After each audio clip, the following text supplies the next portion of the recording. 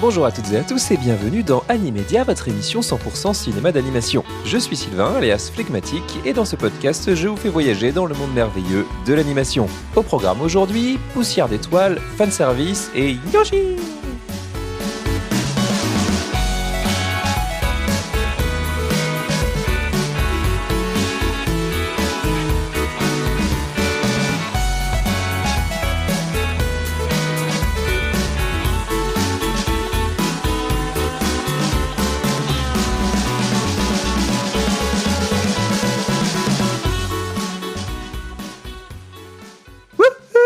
La famille. En ce 1er avril, ce n'est pas une blague, il est temps de s'attaquer à l'une des plus grosses sorties de cette année, le blockbuster qui pourrait bien exploser le box-office mondial, live action comme animation confondue, c'est bien évidemment Super Mario Galaxy, le film. J'ai vu le film assez proche de sa sortie en salle, donc ce sera plus un avis à chaud qu'une analyse complète qui reviendrait sur l'histoire du jeu vidéo dans le cinéma d'animation, mais rassurez-vous, j'ai quand même beaucoup de choses à dire, et puis bien sûr sans trop vous spoiler, même si il faudrait quand même qu'il reste des choses à spoiler, parce que la com du film a quand même été assez énervée, même encore la semaine précédant la sortie, mais on va revenir sur tout ça en détail, et je vais vous faire un petit rappel de la structure du podcast si jamais vous écoutez Animedia pour la toute première fois. Je vais commencer par la partie critique où je vais tout simplement donner mon avis sur le film au global. On enchaînera avec la question rituelle de tout épisode d'Animedia, à savoir c'est pour qui Super Mario Galaxy le film, et je lui décernerai une note sur 5 pour le replacer dans le grand classement Letterboxd d'Animedia. Et enfin, on se terminera avec le calendrier des sorties, calendrier assez chargé puisqu'on arrive sur la période des vacances de Pâques.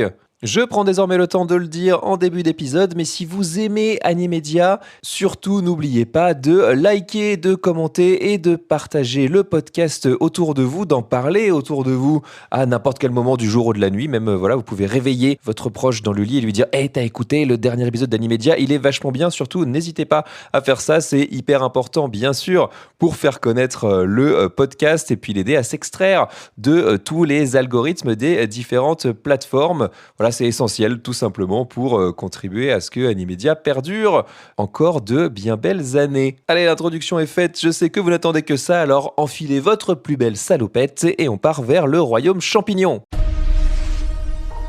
L'univers qui nous entoure est gigantesque.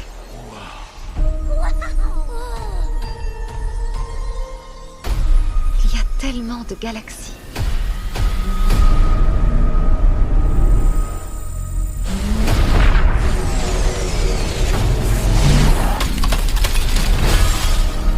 Faut vite que tout le monde sorte!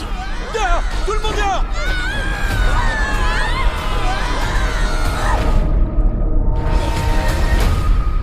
Mamma mia!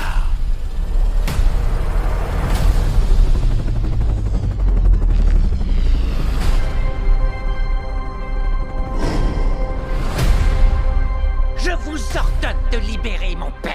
Faudra me passer sur la moustache. Avec plaisir.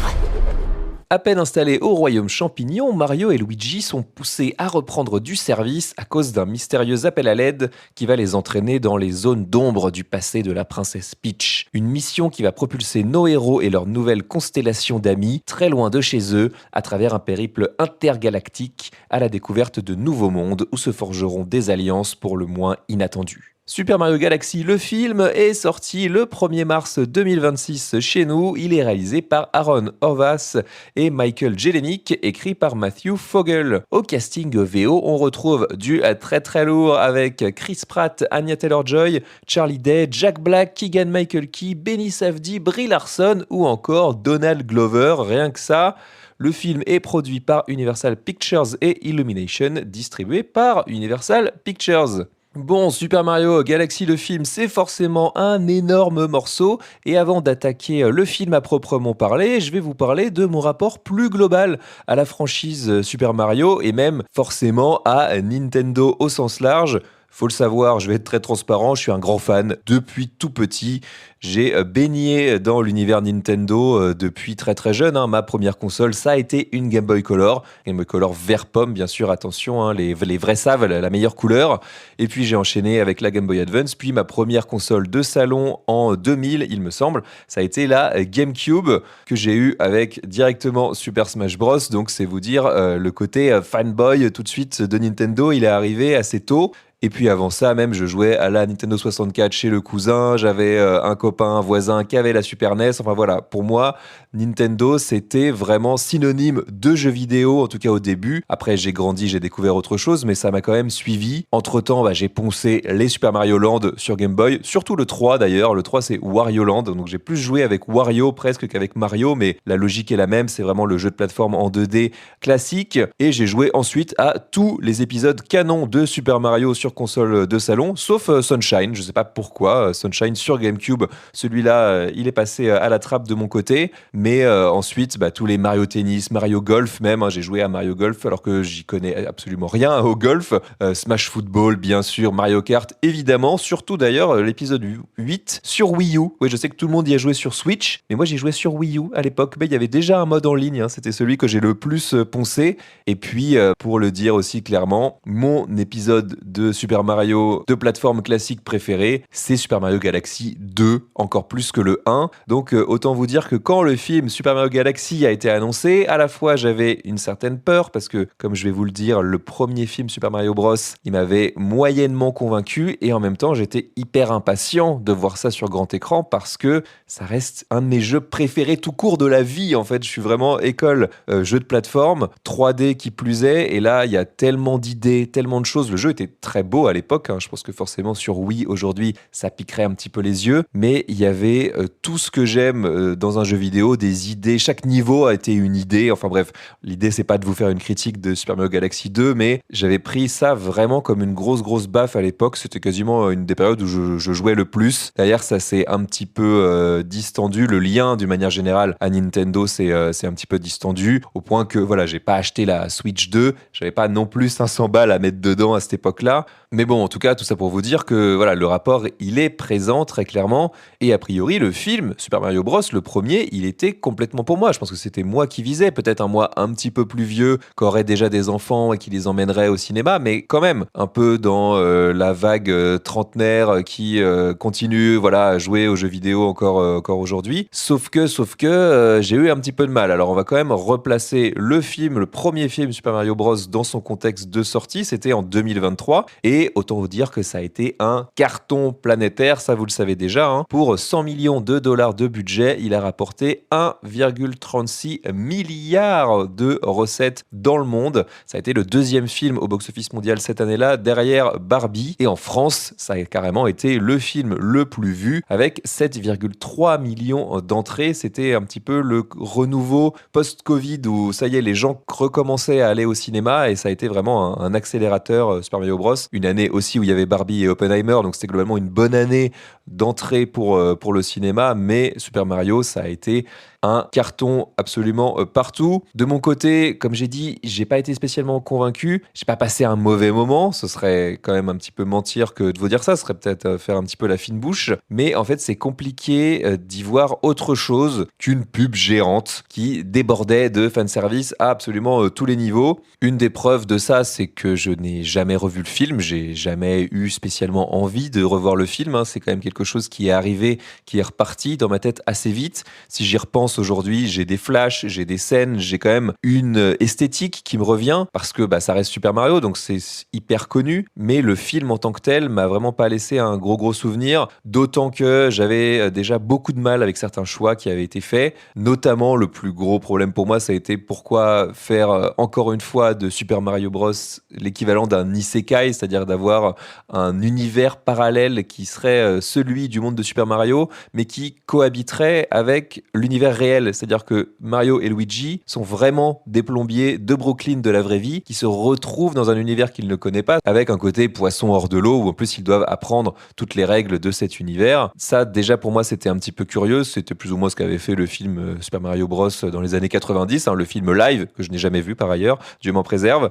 J'étais pas spécialement fan du design global global, il y avait, certes, évidemment, c'était Mario, mais un petit mélange avec la patte Illumination que j'avais du mal un petit peu à accepter. Plus, vous ajoutez l'insertion de musique pop au chausse-pied. J'ai souvenir de Thunderstruck d'ACDC, du Bonnie Tyler, enfin des choses qu'on a entendues, réentendues, qui étaient placées là un peu histoire de dire, pour jouer un peu la vague du cool et puis parler aux parents aussi clairement. Et puis le casting me séduisait pas franchement. Chris Pratt en Mario, c'est quand même un petit peu compliqué. Enfin voilà, ça, il y avait beaucoup de choses. Et à l'arrivée, qu'est-ce qu'il en reste? Tout simplement un produit dérivé Super Mario fait par Nintendo pour les fans de Nintendo, qui avait vraiment aucun autre but que celui de vous donner envie d'aller consommer du Mario une fois sorti du cinéma. Et je vais pas vous mentir là non plus, Super Mario Galaxy le film, c'est exactement ça, mais en version Deluxe XXL Maxi Best of Plus. L'évidence d'abord quand même sur le film, avant peut-être d'être un petit peu plus critique,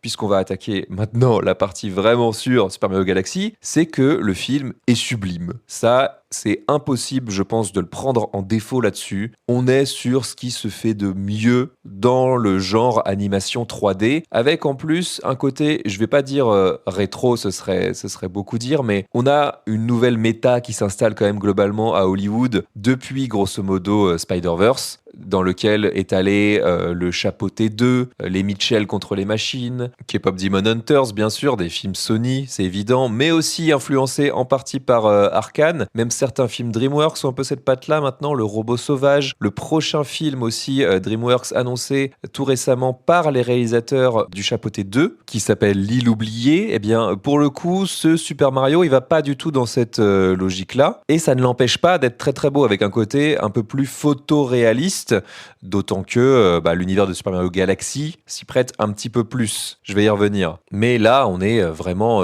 très vite plongé dans cet univers-là par le fait que c'est hyper dynamique, ça on y reviendra, qu'il y en a partout à l'écran, on y reviendra aussi. Globalement, pour employer une expression que j'aime bien utiliser, ça pue le fric dans tous les coins, mais ça pue aussi, d'une manière générale, le savoir-faire technique. Ça, c'est réel. Ça pourrait presque être une vitrine technologique. On sait aussi que Nintendo, alors en dehors du film live des années 90, on y revient, mais globalement, désormais, peut-être plus aujourd'hui, hyper pointilleux sur tout ce qui est produits dérivés issus de son univers. Là, clairement, le film, je leur dis, ne peut pas être pris en défaut là-dessus, mais la technique, ça fait pas tout. Et là, on va glisser vers ce que j'ai de plus critique à dire sur le film, et on va peut-être être sur un long tunnel, ça va peut-être même aller jusqu'à la fin. On va dire que ce Super Mario Galaxy, j'y ai cru 15-20 minutes. D'abord, on a un cold open, ce qu'on appelle un cold open, pensez James Bond si vous voulez, où il y a toujours une séquence qui est décorrélé du reste du film, plus ou moins décorrélé du reste du film, où on commence l'action tambour battant. Ça a débordé assez largement de James Bond aujourd'hui, c'est un trope, un code classique du film d'action, mais ça fonctionne bien, d'autant qu'on y retrouve vraiment la patte Super Mario Galaxy, puisque ça met en scène Harmony. Et donc cette promesse initiale, si vous voulez, pour moi en tout cas, elle va jusqu'à ce qui est sans doute la plus belle scène du film, vraiment au niveau esthétique, qui est une pluie d'étoiles, une pluie de poussière d'étoiles, qui là encore est un pur moment Super Mario Galaxy, puisque à ce moment-là, les personnages donc découvrent ce phénomène qui est nouveau pour eux, et ils sont émerveillés. Vraiment, on les voit tous, ça se passe au Royaume Champignon pendant l'anniversaire de la princesse Peach, il y a une soirée qui est donnée en extérieur avec énormément de monde, des Toads partout, et vraiment, ils voient ce phénomène-là, ces poussières d'étoiles qui tombent du ciel, et ils sont les yeux écarquillés, ils sont comme des enfants, comme des dingues. Et je vais pas vous mentir, moi aussi, à ce moment-là, je l'étais. Il y avait la concrétisation sur écran de ce que j'attendais quelque part d'un film Super Mario Galaxy, avec un ciel étoilé, des effets de lumière assez dingues. C'était assez fou, vraiment, l'émerveillement pur. Et c'était aussi, pour moi, un vrai souvenir de ce que c'était que de jouer à Super Mario Galaxy. Un des premiers niveaux du jeu sur lequel on peut, de mémoire, vraiment passer très très longtemps. C'est un espèce de tuto où il n'y a pas grand chose à faire. Juste, on découvre le gameplay de base et on a constamment, justement, ces poussières d'étoiles qui tombent, puisque on nous explique qu'avec la Wiimote, en la pointant vers l'écran, on peut ramasser ces poussières d'étoiles-là sans avoir à marcher dessus dessus directement. C'était un des petits gimmicks du jeu. Et donc, on avait régulièrement ces poussières d'étoiles qui tombaient du ciel. On était déjà dans cet univers onirique et il y avait vraiment ce sentiment de « Ok, on n'est plus sur Terre avec des guillemets, on part dans quelque chose de beaucoup plus vaste avec une ampleur vraiment tout autre. » Et ça, ce côté ampleur qui grandit, cette magie, c'était vraiment pour moi ce qu'est Super Mario Galaxy encore aujourd'hui. Et là, vraiment, j'y crois. Quand je vois ça à l'écran, j'y crois. Sauf que à partir de là, le film, il part à fond de balle et plus jamais il ne s'arrête à quelques exceptions près. On part sur un tunnel d'action pour un film hyper calibré de 90 minutes et une scène d'action en entraîne une autre, etc. C'était déjà un petit peu le cas avant, hein. Je vous détaille pas le film scène par scène. Non seulement ce serait complètement vous spoiler, mais ce serait un petit peu redondant. Mais on a quand même une scène entre les deux, hein, entre cette scène avec Harmony et cette scène de pluie d'étoiles, avec des petits moments aussi comme ça qui se veulent un peu drôles d'ailleurs, mais le film n'est jamais vraiment drôle, hein, spoiler là encore. À part, je trouve, à un moment, pas forcément drôle, mais en tout cas qui revient vers quelque chose d'un peu plus calme, d'un peu plus intimiste, ça paraît bizarre. C'est une scène de flashback entre Bowser et Bowser Jr., puisque Bowser Jr. fait partie, avec Harmony, des nouveaux personnages. C'est vraiment le méchant principal de ce film-là. On a cette scène de flashback avec un théâtre de marionnettes, je vous en dis pas beaucoup plus, mais on a aussi un style d'animation qui change un petit peu. Et ça, c'est une super scène. C'est là où, étrangement, Super Mario Galaxy, le film, fonctionne le mieux. Quand il prend le temps de se poser, d'abord pour nous émerveiller, puis pour raconter quelque chose. En l'occurrence, cette relation entre un père, son fils, évidemment avec des valeurs qui sont inversées par rapport aux nôtres, puisqu'il lui raconte comment est-ce qu'il va pouvoir dominer le monde, grosso modo, et tuer tout le monde. J'exagère à peine. Donc forcément, ça crée un petit décalage comique, mais il y a surtout ce revenir à l'animation traditionnelle avec cette idée du théâtre de marionnettes, ces personnages chaussettes, du papier découpé, etc. C'est un genre d'hommage à ce qu'a pu être l'animation pendant un certain temps, ce qu'elle est encore, puisqu'il existe encore des films qui sont complètement faits comme ça, la stop motion, le papier découpé. Et là, ça raconte quelque chose derrière tout, encore une fois, cet argent, ce décorum, Super Mario, etc. C'est là, étrangement, où Super Mario fonctionne le mieux, parce que pour tout le reste, ça va à 1000 à l'heure, et surtout, et c'est le principal problème, en tout cas pour moi, autour du film, c'est que c'est un film qui ne raconte rien. Alors quand on a dit ça, on n'a pas dit grand-chose, et surtout, ça paraît un peu fort. C'est souvent une critique qui est entendue pour dénigrer justement un film qu'on n'a pas aimé. Oui, ça raconte rien, mais là, je vous jure, il y a quelques petits bouts d'arc sur Bowser, sur Peach, je vais y revenir, mais pour le reste, c'est une telle succession de péripéties, de scènes d'action bien faites, il n'y a pas de problème avec ça. La première scène d'affrontement avec Bowser Jr., elle est hyper dynamique, on se croirait dans un film de Gareth Evans ou un film d'arts martiaux chinois. Alors peut-être que les amateurs de films d'arts martiaux chinois, s'il y en a qui m'écoutent, vont peut-être me tomber dessus, mais pour vous dire que c'est globalement bien mis en scène. Il y a une bonne alternance entre des plans qui sont suffisamment longs pour qu'on apprécie la chorégraphie et des cuts au bon moment, avec des bonnes idées qui réemploient les attributs des personnages qu'on a pu voir dans les jeux vidéo, mais ça fonctionne bien. Sauf que vous mettez ça une fois, deux fois, trois fois, et surtout tout ça à la suite les uns des autres. En fait, au bout d'un moment, quand ça ne s'arrête plus, quand le film ne prend plus le temps de se poser, de ménager ses effets, d'avoir une rythmique, une montée en puissance, etc., ça ne fonctionne plus. On ne peut pas suivre, on est juste embarqué sur un espèce de train fantôme où il y aurait un jumpscare toutes les 2 minutes. Et là, c'est la scène d'action qui revient systématiquement parce que il faudrait surtout pas qu'on s'embête, qu'on pique du nez, qu'on n'ait pas la petite rêve coup de coude qui va bien.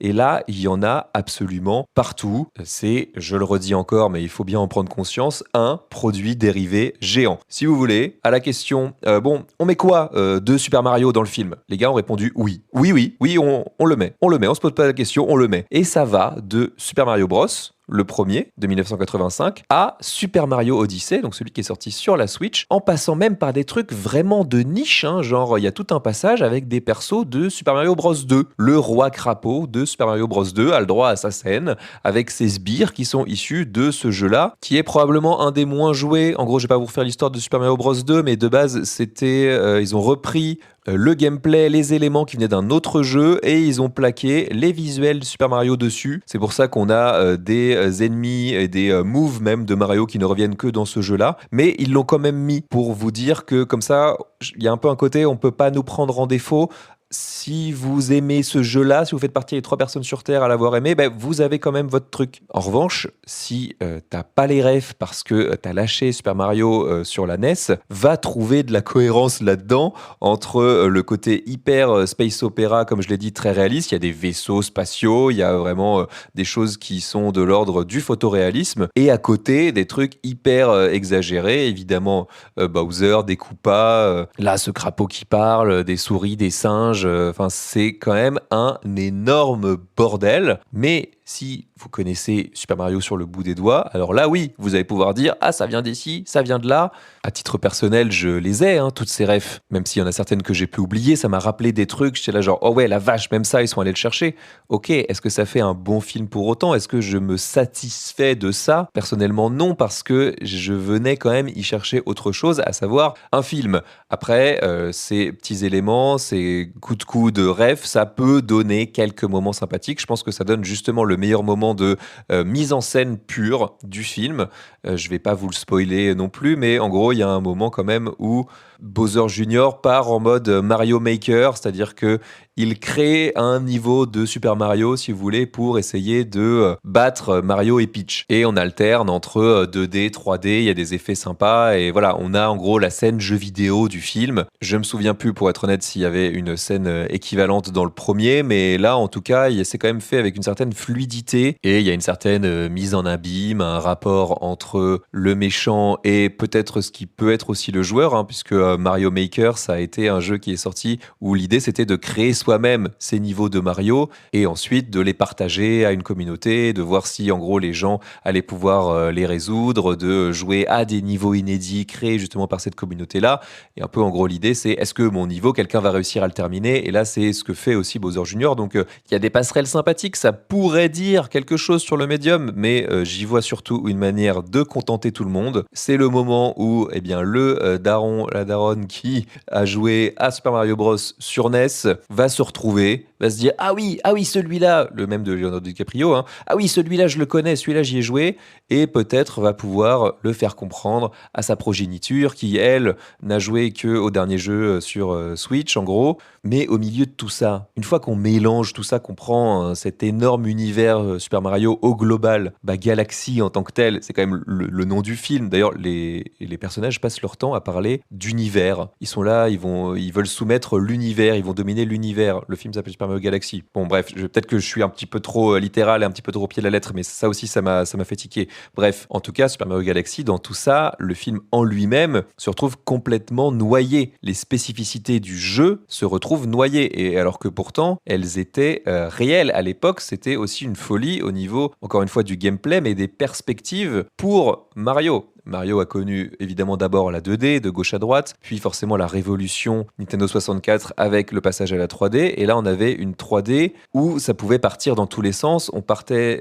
d'une planète à une autre avec un système de gravité qui changeait. Au sein d'un niveau, on n'avait pas juste une planète, mais des planètes avec parfois des conditions qui leur étaient propres, etc. Il fallait jongler entre tout ça. Il y avait vraiment des idées. Là, ça n'a été pris à quasiment aucun moment pour être retranscrit en termes de mise en scène ou d'essayer de jouer avec ce système de planète, de gravité. Il y a une scène, un plan qu'on a déjà vu ailleurs, par ailleurs, où il se retrouve dans un cube fermé. Ça aussi, c'était une des spécificités de Mario Galaxy, où le plan de la gravité bascule et en gros, Peach marche sur ce qui devrait être un mur et on a un petit basculement, mais c'est à peu près tout au final. Et c'est presque cantonné à cette scène, ou alors à des passages vraiment purement fanservice où il se retrouve propulsé par une étoile et là il traverse ces petites planètes rondes sur lesquelles nous, en tant que joueurs, on devait résoudre différents systèmes de plateformes, etc. Le côté Galaxy, il est là en toile de fond pour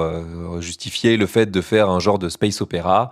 Et c'est un petit peu tout ce qu'il y a à en dire. Le thème principal qui est, je trouve, un des plus beaux, si ce n'est le plus beau de l'histoire de Mario, on l'a 2 fois. Il est à chaque fois mal utilisé. La première fois, on l'a quand les personnages débarquent dans une genre de ville. On ne sait pas trop ce que c'est. Ça sert un peu de spatioport à la Star Wars, si vous voulez. Donc, c'est pas forcément là où on a le côté le plus féerique, monde des étoiles, pas du tout. Et une deuxième fois où finalement, il est lié à un autre personnage qui ne fait pas partie de l'univers Super Mario. Je vais en reparler un petit peu plus tard pour spoil un petit peu plus tard. Heureusement, on a ce thème-là, on a ces musiques, ces thèmes qui reviennent un petit peu à droite à gauche et ce côté chanson pop dont je vous parlais un petit peu plus haut pour le film précédent, ça a été évacué. On sent que ça a été quelque chose qui a été entendu du côté de Illumination Nintendo, ou alors ça coûtait trop cher, ou ils se sont dit que c'était pas de suffisamment bon goût. Donc ça, Dieu merci, ça fait partie des points positifs. Pour revenir quand même sur ce côté fanservice, parce que forcément il faut en parler, hein, c'est un petit peu tout ce qu'est le film, c'est un peu sa raison d'être quelque part.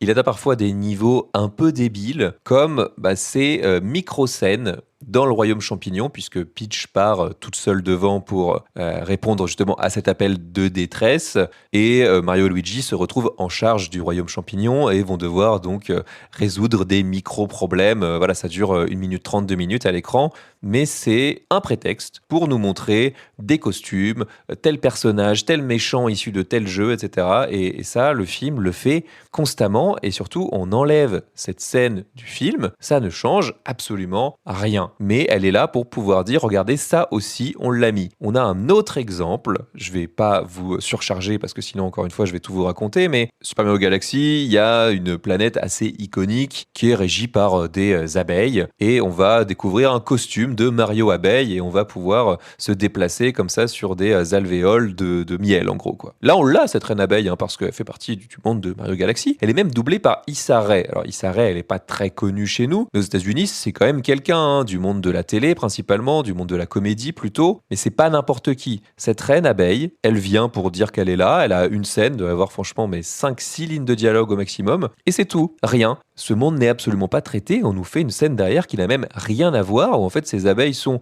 exploitées par leur reine comme des gars du sud des pénitenciers des États-Unis qui doivent casser des cailloux. C'est quoi le rapport, la cohérence? Comment vous en êtes venu à partir de ça pour en faire ça? Et puis après, je vais pas tous vous les faire, mais voilà, on est surchargé constamment de petits détails. Quand un personnage doit choisir une arme, il déplie un grand mur où il n'y a pas juste 3-4 trucs, il y en a une douzaine, et on imagine très bien les futures vidéos YouTube arrêt sur image. Ça vient de tel jeu, ça vient de tel jeu.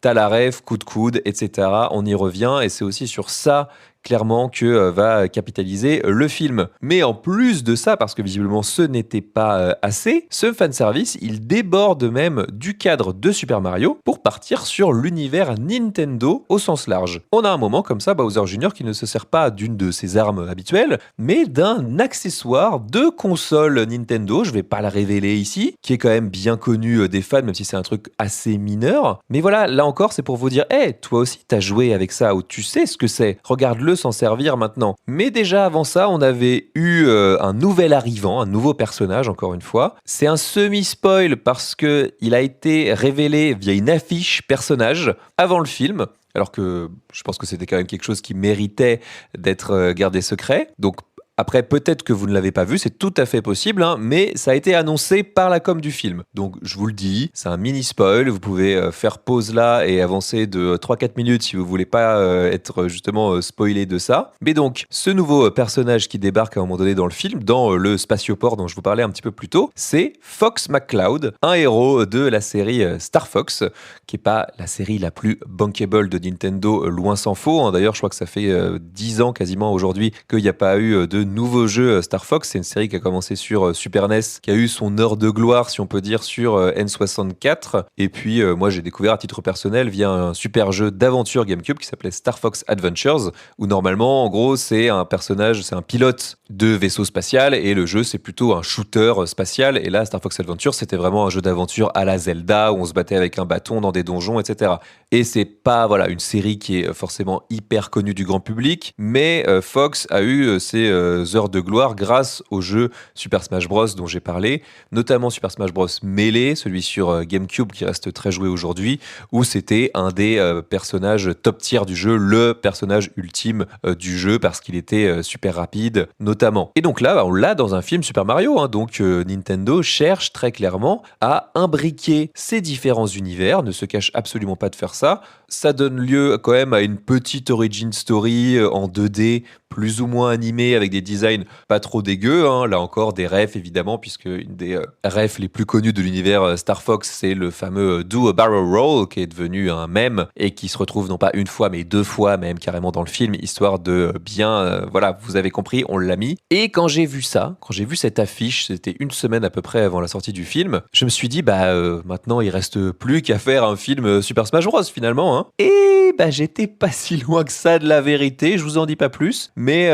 on a clairement une scène, un plan, une scène, allez, clairement Super Smash Bros vers la fin du film. C'est comme si l'univers Mario n'était même pas suffisant pour en tirer un film de 90 minutes, quand même, ils essayent déjà de combiner énormément d'éléments qui viennent de tous les jeux possibles et imaginables. Et d'ailleurs, même au niveau de l'histoire, de certaines scènes, de la manière dont elles sont pensées, j'ai déjà parlé du spatioport à la Star Wars, mais il y a carrément, justement, avant d'arriver dans cette scène avec le roi crapaud, une scène qui se passe dans le côté underground de ce spatioport, où là, c'est carrément le Coruscant de Star Wars, version dark, où on se glisse dans les bas-fonds avec un bar qui clairement rappelle le bar un peu miteux du deuxième épisode, et puis une scène dans un casino où on comprend qu'on est du côté de la mafia de cet univers-là. Est-ce qu'on a vraiment besoin de faire ça avec Mario ? Enfin voilà, c'est quand même, je trouve, des choix quand même très étonnants, alors qu'il y a déjà suffisamment de matière, je pense, pour en tirer quelque chose d'un peu plus cohérent peut-être. Bon, après j'ai dit que ça racontait rien, on a quand même un personnage avec un arc, hein, je l'ai dit, c'est Bowser, qui essaye d'être un petit peu plus gentil dans celui-là,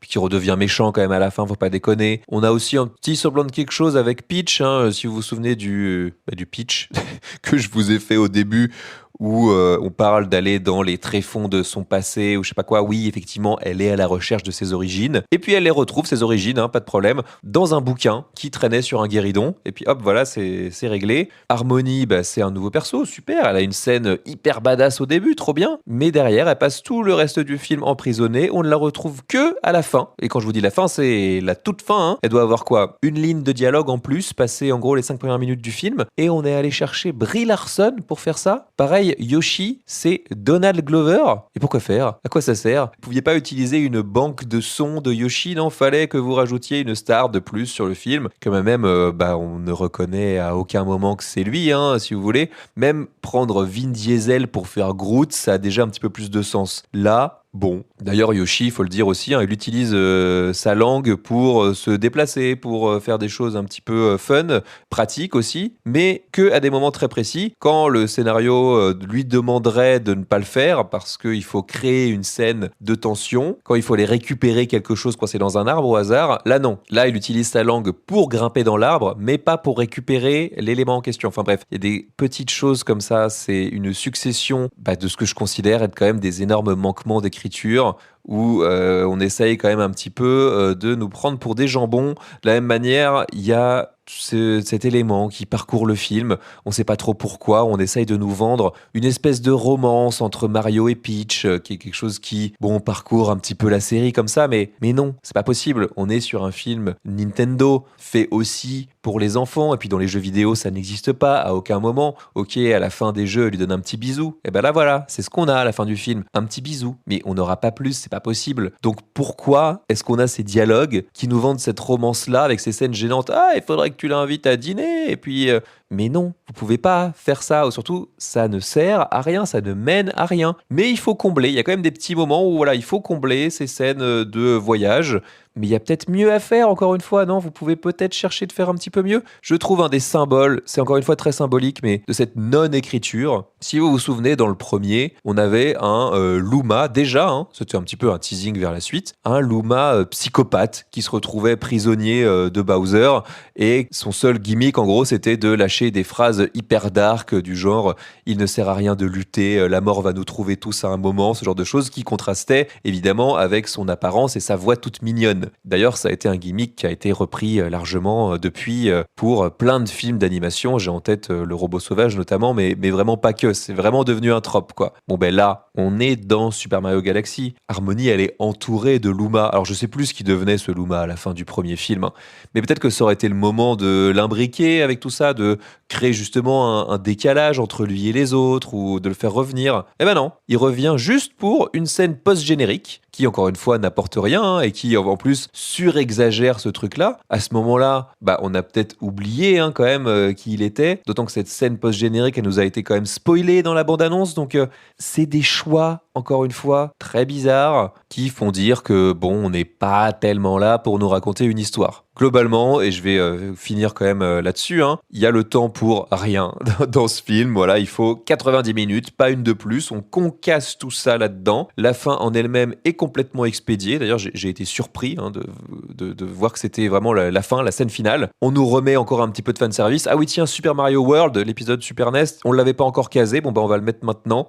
Il manque que d'ailleurs, petit truc à part, il manque que Sunshine, l'épisode GameCube. Donc comme quoi, c'est celui auquel j'ai pas joué, mais j'ai l'impression que c'est le cas même pour les gens de chez Nintendo. Mais je crois que tout le monde s'en fout globalement de Super Mario Sunshine. Et donc là, voilà, emballé, c'est pesé. On a un truc bien calibré. Vous êtes amusé? Oui, voilà. C'était joli? Oui, on est d'accord. Hop, le produit parfait à être distribué pour le plus grand monde possible. Les personnages que t'as vus, ils existent pas tellement de toute façon. Mario et Luigi, on les avait un petit peu caractérisés dans le premier. Là, le côté plombier de Brooklyn, ça disparaît complètement.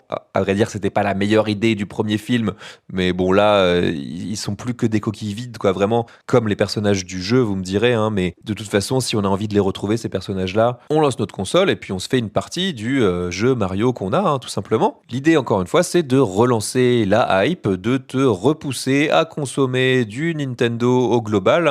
Là, c'est même, ça déborde encore plus du cadre Super Mario Bros, comme je l'ai dit. Et voilà, c'est gagné et je pense que ça va cartonner. Très honnêtement, je me fais aucun souci pour le film. Je pense que ce qui résume le mieux, finalement, Super Mario Galaxy, le film, c'est le petit jingle Nintendo en ouverture. Après la fanfare, le bandeau Universal classique, on a ce jingle Nintendo où Mario et Luigi arrivent en mode 2D NES et viennent taper dans un bloc. Et de ce bloc ressort des pièces. Voilà, c'est le bloc classique de Super Mario, mais il aurait pu en ressortir, je sais pas moi, un champignon, une étoile, ou alors ils auraient pu écraser un Goomba. Non, ils arrivent, ils tapent dans le bloc et ça fait sortir des pièces. Voilà, c'est la seule ambition qu'a Nintendo avec ce film, c'est d'en extraire le maximum possible de pièces.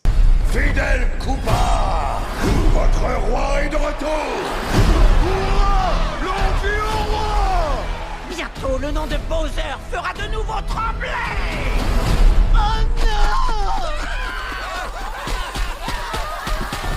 Allons du calme, pas de panique. Todd, prépare nos affaires. Et c'est à nous. Let's go. Oh, toi, princesse, tu vas regretter ce que tu viens de faire.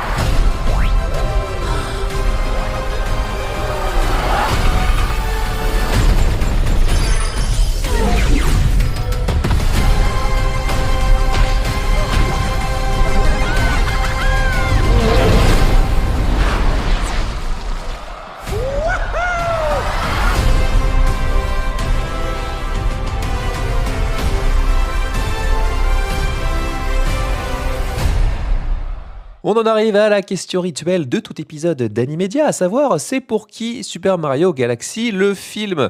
C'est pensé, comme je l'ai dit, comme un film familial, absolument tout public. Et l'idée, c'est d'y aller en famille et tout simplement d'amener tout le monde. Tout le monde a potentiellement joué à Mario. Papa, maman, les enfants.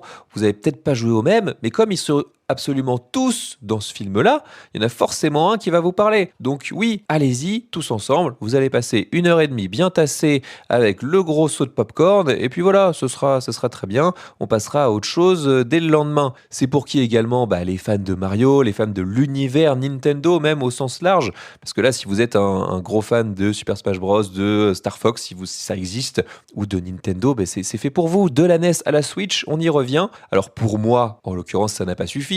Mais il n'empêche que c'est vraiment la cible visée.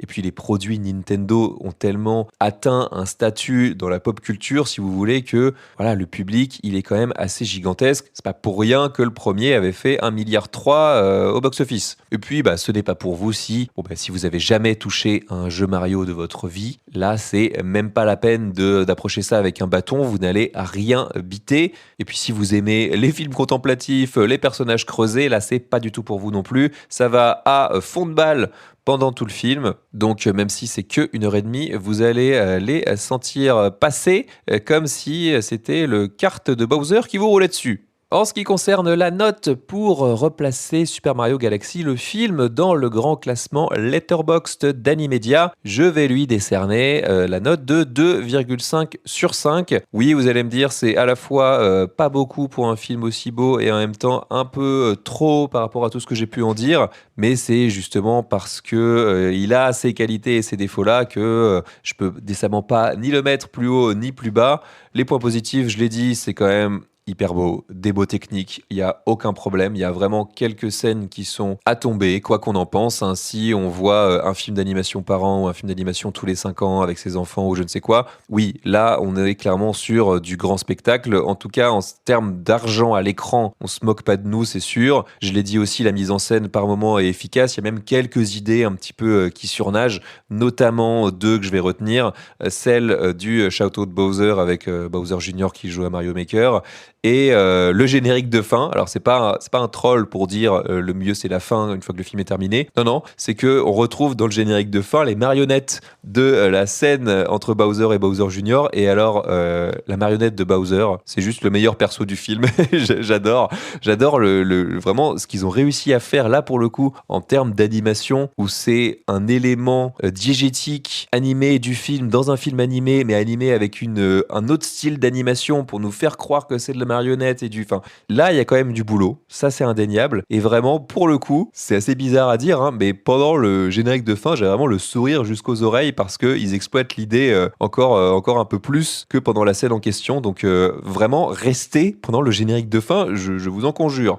Et pas que parce qu'il y a une scène post-générique qui, alors là, pour le coup, est complètement inutile. Les points négatifs, je crois que je l'ai suffisamment dit aussi, mais ça ne s'arrête jamais. C'est infernal dans le sens où il n'y a aucun moment de repos, voire de répit. J'ai failli faire un lapsus, ou très très peu, en tout cas pas assez, en tout cas ça suffit pas à construire ni une tension dramatique, ni certains moments qui pourraient justement gagner en épaisseur si on avait un peu plus de temps pour les préparer avant. Au bout d'un moment, trop de cool tue le cool. Quand t'essayes de rendre tous tes plans, toutes tes scènes absolument iconiques, même une où Mario, Luigi et Yoshi se préparent pour aller à la cérémonie d'anniversaire de Peach, où on nous remet des effets, où ils mettent leurs lunettes et ça claque, etc. T'as vraiment l'impression qu'on essaye de te stimuler, de te secouer en permanence pour te dire c'est bon, tu kiffes et tu vas pas t'endormir. Ok, c'est bon, j'ai compris, votre film il est beau, mais à un moment donné, il faut savoir aussi parfois baisser un petit peu le curseur. Le plus gros point noir, c'est que ça raconte rien, voilà, je l'ai dit, c'est une avalanche de fanservice et ça a du mal à être autre chose que ça. C'est même pas comme s'il y avait un propos sur la parenté, il y a un décalage qui est fait, mais c'est à peu près tout. Il y a même tellement de choses dans ce film-là que je me demande s'ils vont pas être un petit peu emmerdés pour la suite, savoir mais qu'est-ce qu'on va bien pouvoir y mettre, même si du coup forcément l'exploration du monde Nintendo au sens large laisse place à 1 milliard de possibilités. Peut-être qu'on va avoir le multivers Mario dans les prochaines années. Mon Dieu, préservez-nous de ça. Cette note de 2,5 sur 5, elle replace Super Mario Galaxy, le film, sous K-pop Demon Hunters, parce que même si on est là encore sur un produit qui vise vraiment un certain type de public, bon, il y a un folklore un petit peu nouveau, et puis les chansons sont cool, voilà, tout simplement, les clips musicaux fonctionnent du feu de Dieu. Ça le met pour moi au même niveau que Super Mario Bros, le film, voilà, le précédent. J'ai pas forcément envie de les distinguer, en tout cas au niveau de la note, dans le sens où il y a des choses que je trouve mieux faites ou qui n'étaient dans le premier et qui le sont moins, qui mettent Galaxy un petit peu au-dessus, et puis de l'autre, finalement, on est en face du même type de produit, et que même si tu as plus de moyens, plus d'idées, tu les utilises pas forcément mieux, donc vraiment, je peux pas les dissocier, honnêtement, à ce niveau-là, mais ça met quand même Galaxy devant Moi Moche et Méchant, le premier, un autre film, Illumination, que j'avais découvert sur le tard, et vraiment, j'étais déjà trop vieux pour ces conneries. Voilà pour Super Mario Galaxy, le film. Eh bien, venez me dire tout simplement en commentaire, je ne doute pas que vous allez être nombreux à aller le voir assez rapidement après sa sortie. Donc voilà, je suis très curieux de vos retours. Est-ce que vous arrivez à prendre ça comme un pur divertissement? Vous vous allongez dans votre siège et puis balance-moi le plus possible au visage, ce sera très bien. Ou alors, voilà, est-ce que comme moi, vous êtes un petit peu agacé par ce manque d'envie, je dirais, au niveau de l'écriture? Allez, on enchaîne tout de suite avec une petite bande-annonce et on se retrouve pour le calendrier des sorties. 次元タバコを1本くれよ。Calendrier des sorties avec 3 films qui sont sortis le 25 mars et on démarre avec la bande-annonce que vous venez d'entendre qui est celle de Lupin the Third de Movie, la lignée immortelle de Takeshi Koike. C'est une nouvelle adaptation de Lupin 3, vous l'avez compris, qui n'est autre que le petit-fils d'Arsène Lupin, et oui, héros d'un manga créé en 1967, et ouais, ça ne rajeunit pas, de Monkey Punch, et qui s'appelait jusqu'en 2012 d'ailleurs Edgar de la Cambriole en France, puisqu'il avait complètement fait ça sans demander les droits de l'œuvre originale, et donc ça a été ensuite réutilisé une fois que les droits d'Arsène Lupin sont tombés dans le domaine public. Maintenant on peut appeler ça Lupin 3 même en France. C'est non seulement une nouvelle adaptation, mais c'est carrément la 10e adaptation en film d'animation, et là je vous épargne toutes les différentes versions des animés, les OAV, donc les téléfilms, ou encore les films en prise de vue réelle, parce qu'il y en a eu aussi. Le plus connu peut-être des film Lupin 3, ce serait Le Château de Cagliostro, qui est quand même le premier long métrage de Hayao Miyazaki, qui est sorti en 1979, qui était ressorti il y a quelques années en salle, qui est d'ailleurs un excellent film, hein, comme tous les Miyazaki. Vraiment, si vous ne le connaissez pas, ça vaut le coup d'aller le découvrir. Alors je crois que comme ce n'est pas un film Ghibli, il ne fait pas partie de la sélection qui est disponible sur Netflix, mais enfin, ça a été réédité assez facilement depuis. De mon côté, c'était le 4e film Lupin 3 que je voyais. J'avais vu celui qui était sorti il y a quelques années en salle, ça devait être 2021, qui s'appelait Lupin 3 The First, qui était un film d'animation en 3D pour le coup, qui avait un petit peu du mal à se sortir de son animation un petit peu mollassonne. Et puis il y avait eu un crossover avec Cat's Eye qui était sorti directement sur Amazon Prime chez nous, mais ça c'était vraiment pas bien, il y avait vraiment pas une thune. Là, cette lignée immortelle, ça arrive après 4 OAV, donc 4 téléfilms qui sont difficilement sortis chez nous. J'ai découvert qu'il y avait des éditions DVD, mais je crois même pas que les 4 soient dispo. Ce sont des OAV de 50 minutes, donc en fait ça demande quasiment de rattraper 2 films pour comprendre un petit peu où on en est, et c'est également signé Takeshi Koike. Mais rassurez-vous quand même, comme moi, vous n'avez pas besoin de voir ces OAV là avant, parce qu'il y a un petit previously, un petit précédemment, un petit flashback en fait de 5 minutes au début du film qui nous résume ce qui s'est passé avant.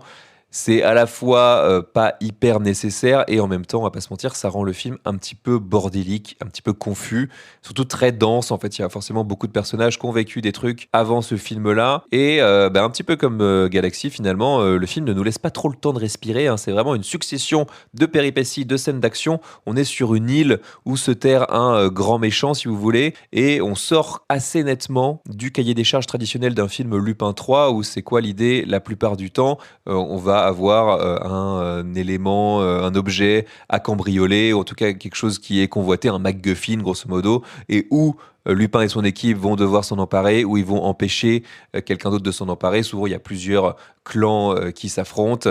Un policier qui traque Lupin depuis 1967, qui n'arrive pas à le choper d'Interpol. Et tout ça s'imbrique avec des situations, des rebondissements, des quiproquos, etc. Là, c'est vrai que c'est un peu plus direct, dans le sens où il y a l'exploration de cette île, il y a des scènes d'action, un méchant, pas vraiment de cambriolage, voilà, c'est assez différent. Finalement, c'est ce qui fait un petit peu aussi le charme du film, je trouve. En plus de son animation, alors certes, c'est pas hyper friqué, il y a vraiment des moments où ça jure un petit peu en termes d'anime en 2026, mais on a la patte de Takeshi Koike. Takeshi Koike, c'est qui? C'est pas n'importe qui, c'est le réalisateur d'un film d'animation japonais assez culte qui s'appelle Redline, que j'ai découvert l'an dernier, qui a cette tendance à beaucoup étirer les corps avec des corps très élastiques, très caricaturaux. On n'est pas du tout, on est à 1000 lieues même d'un espèce de réalisme, et ça donne globalement toujours un côté assez dynamique à l'ensemble, je trouve. En plus de ça, moi j'ai un petit affect avec ces persos, hein, même si je connais ça de manière très très superficielle, hein, le monde de Lupin 3, mais voilà, c'est une dynamique que j'aime bien. J'ai passé un bon moment, c'est clairement quelque chose que je vais plutôt conseiller aux fans. C'est un peu compliqué, je pense, de démarrer Lupin 3 par ce film-là, mais bon, vous pouvez vous faire une idée. Il est encore disponible dans quelques salles. C'est pas une énorme distribution, c'est distribué par Eurozoom, c'est du marché de niche quand même globalement, mais vous pouvez peut-être le trouver près de chez vous. En tout cas, il est en région parisienne, c'est certain. Je vais aller un petit peu plus vite sur les 2 prochains qui sont aussi sortis le 25 mars. On va commencer par l'Odyssée de Céleste, qui est signé de Kid Koala. C'est son premier film, même s'il a dépassé la cinquantaine aujourd'hui, parce que Kid Koala, c'est un DJ canadien, ce qu'on appelle un turntablist. En gros, il est vraiment spécialisé dans le scratch de vinyle, un petit peu à l'ancienne. Et donc, il nous a fait un premier film qui raconte l'histoire de Céleste, qui vit avec son meilleur ami robot et qui a le rêve de devenir astronaute. Et quand elle grandit, elle finit par embarquer pour sa première mission interstellaire et le robot, lui, se retrouve tout seul sur Terre et doit faire face à la solitude pendant que Céleste, elle, affronte moult dangers dans l'espace. C'est un film muet qui a l'air tout mignon que j'avais envie de voir avant cet épisode et puis j'ai pas réussi à trouver le temps d'y aller. Mais donc un film muet avec un robot compagnon, ça rappelle le film qui est sorti il y a quelques années qui s'appelle Mon ami robot, Robot Dreams en VO, qui m'avait un petit peu ennuyé. Moi, j'avais pas passé un super moment alors que je sais qu'il a plutôt bonne presse. Mais là, ça a l'air vraiment tout mignon. Je l'ai vraiment coché. Faut que j'aille voir ça dans les prochaines semaines. Suivez-moi et sur les réseaux et sur Letterboxd. Si j'ai le temps d'aller le voir, je vous en ferai une petite critique. Également sorti le 25 mars, mais là dans un style complètement différent. Walter Lapin de Caroline Origier. Là, on est sur de la 3D pour famille assez classique, où on suit les aventures d'un père de famille lapin, donc Walter, qui suite à un accident devient amnésique et se met à se prendre pour un super-héros. Sa famille se lance à sa poursuite pour lui rappeler que la plus belle des aventures, c'est la famille. Bien sûr, on est sur un film d'animation hyper calibré pour les vacances de Pâques, avec la voix de José Garcia qui double le lapin. Celui-là non plus, je ne l'ai pas vu. Voilà, je pense que ça se voit relativement bien en famille. Et puis on termine avec un film qui sort mercredi prochain. Je vous en parle maintenant parce que celui-là je l'ai vu et parce que je pense pas faire un épisode mercredi prochain.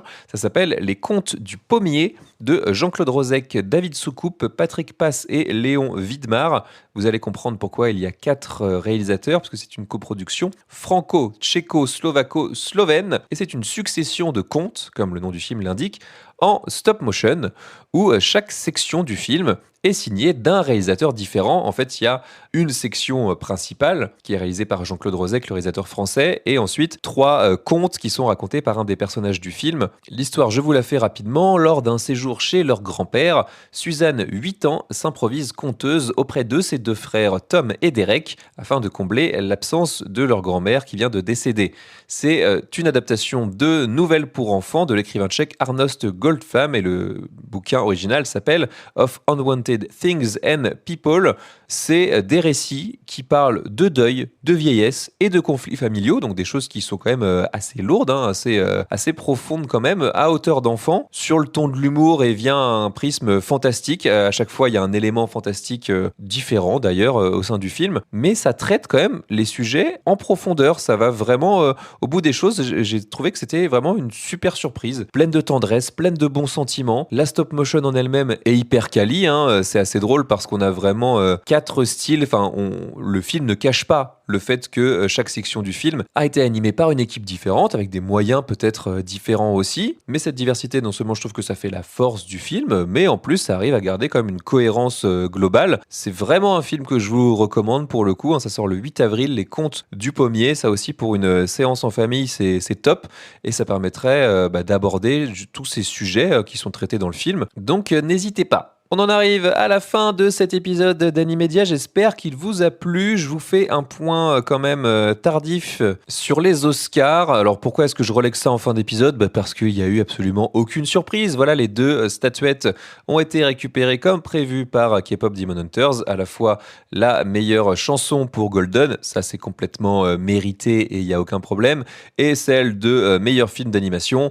Bon, ça confirme bien que les Oscars, ils récompensent des moments culturels plutôt que des œuvres à part entière, sans quoi Amélie ou Arco auraient gagné haut la main. Pour moi, il n'y avait vraiment pas photo cette année. Et d'ailleurs, au niveau des nominations aussi, de nommer cette année-là Zootopie 2 et Elio, bon, déjà, ça prouvait pas d'une grosse réflexion de la part de l'Académie ni d'une grosse considération de l'animation. Mais je voulais quand même en parler, en dire un petit mot, parce que l'animation a toujours ce plafond de verre au-dessus de la tête. Parce que quitte à aller au bout de ce moment culturel, parce que K-Pop Demon Hunters, ça a été un phénomène encore plus aux États-Unis qu'en France, par exemple. Et déjà en France, Je pense que dans les cours de récré, il n'y a pas eu de phénomène plus énorme à partir de la rentrée, quoi, en gros, où tous les gamins avaient forcément vu ce film 1 milliard de fois. Mais quitte à aller jusqu'au bout de ce moment culturel, pourquoi ne pas aller carrément jusqu'à nommer K-Pop Demon Hunters en meilleur film? Soyons fous. C'est ce qu'avait eu Black Panther, par exemple, l'année où il était sorti. Il s'était retrouvé dans les nommés pour le meilleur film. Personne n'était dupe sur le fait qu'il n'allait pas aller jusqu'à gagner meilleur film, mais c'était aussi la récompense de ce qu'était un véritable phénomène. Là encore, beaucoup plus aux États-Unis que chez nous. Mais non. Là, en revanche, un film d'animation n'a pas le droit de s'y retrouver, alors que, quand même, pour rappel, dans les 10 nommés pour meilleur film, il y avait F1, la pub géante pour la Formule 1 avec Brad Pitt. Si tu te retrouves à nommer ça en meilleur film, mais tu peux y aller sur les 3/4 de la production de l'année si tu veux. Donc tout ça pour vous dire que d'une manière générale, il faut garder beaucoup de recul sur ça, sur les cérémonies de remise de prix. Et je dis pas ça parce que l'animation c'est toujours le parent pauvre de ces cérémonies-là et qui se fait toujours un petit peu bouder. C'est pas ça, c'est que d'une manière générale, on n'est pas là pour représenter des œuvres cinématographiques. On est là pour représenter des produits, mais enfin c'est même la com qui fait le gros du succès d'un film dans ces cérémonies-là.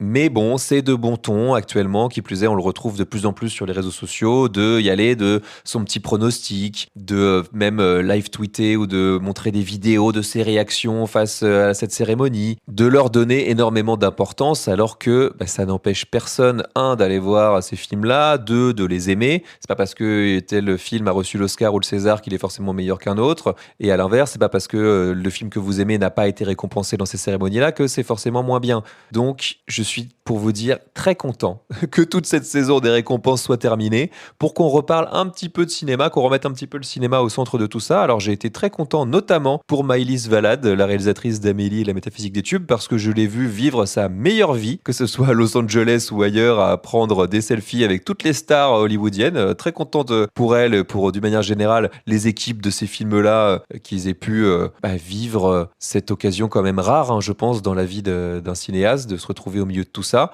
Je ne sais pas si eux croyaient véritablement à leur chance face à la machine K-Pop Demon Hunters, mais bon, en tout cas, eux ont passé un bon moment. Maintenant, nous, vraiment, je vous en conjure, prenez du recul là-dessus. Voilà pour ce petit édito improvisé de fin d'épisode. Sur ce, il ne me reste plus qu'à vous dire que pour retrouver Animedia, c'est simple, ça se passe sur toutes les plateformes de votre choix, que ce soit Spotify, Apple Podcast, Podcast Addict, Deezer ou YouTube. Abonnez-vous, c'est hyper important, je le redis. Laissez-moi des étoiles, des pouces, partagez, commentez également les épisodes. Ça me ferait évidemment plaisir. Je lis tout ce que vous me laissez, et puis venez papoter même directement avec moi sur les réseaux sociaux Blue Sky, Instagram, TikTok, c'est @Animedia Podcast.